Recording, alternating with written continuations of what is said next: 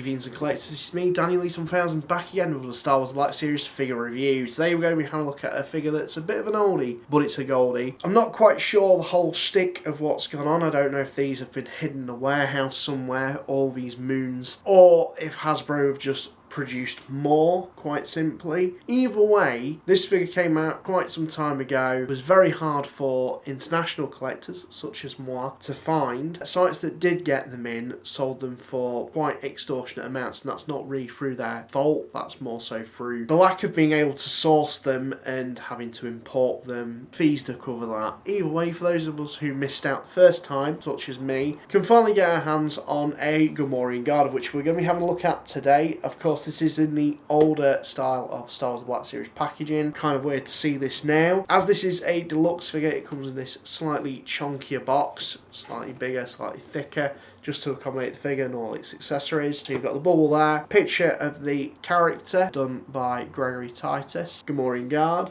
Star Wars Black Series at the top there. On the side, there's not really much going on there. There's no number, just because it is an exclusive or deluxe figure. They didn't really number them characters for some reason. On the other side, you've got the Gamorrean guard name running along the spine there, and then on the back you've got a nice picture of the character itself again, and a bio in various different languages, which I will include in the description below, and a bit of legal garb down at the bottom there. I mean, that's the packaging out the way and done with. Onto the figure itself. Like I said, I've been waiting an absolute age for this guy, and oh boy, has the wait been worth it. I'm actually slightly kind of tempted to get another one.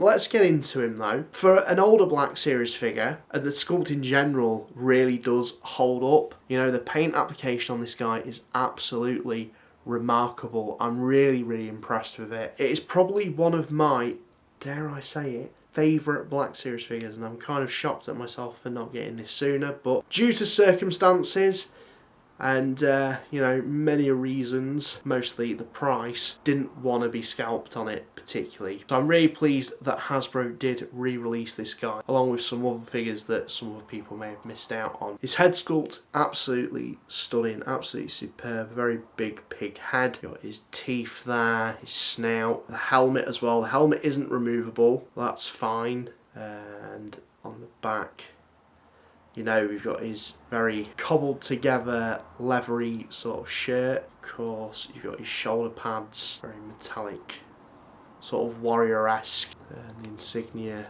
just underneath there. The straps as well, which is a separate piece, so it doesn't hinder articulation, and does actually make for a good place for storing your weapons, because this guy comes with a lot of weapons, in particular this axe. So I tend to just have him on my shelf with that sort of perched in there. You've also got his fur loincloth, of which is actual fur. I love it when Hasbro includes soft goods materials like this rather than plastic. It just feels a little bit more natural and just sets the figure off way better. On his arms, you've got his sort of bracelets there, arm guards. The bottom of the figure's not really much to look at, although he is quite thick just there. We've got his legs, and his feet have got the sandals, the leg wrappings as well. Oh man, this guy is so chunky. I love the paintwork. There's a fair bit of dry brushing and sort of a grim, dirty look on his clothes just there. He just really does look the part, and I really do hope with the fact that they've re-released this guy and they've got Bib Fortuna in the pipeline, we see a Jabba get released. I'm really chomping at the bit to get a re-release or remake of Jabba, and if they do announce one anytime soon, I'd be tempted to get quite a few of these guys. I say quite a few, just one more maybe, not too greedy, but one more, because this figure is absolutely stunning. Like I said, in terms of his accessories, he comes with this vibro axe, which I believe he can sort of double wield with both hands.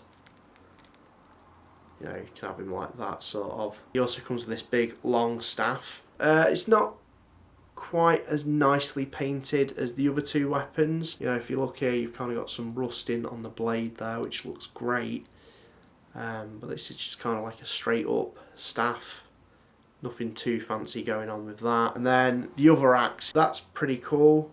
And, you know, if you did get a couple of these guys, you can really diversify your ranks. In terms of his articulation, he comes with a fair bit. He has a ball-jointed head, which can look up and down. It's quite limited just due to how big it is, but that's fine. He also has a hinge in his mouth, so you can have his mouth open. You can kind of pose him where if you put his hands together like that, you can kind of have him like he's being force choked by Luke, which is pretty dope.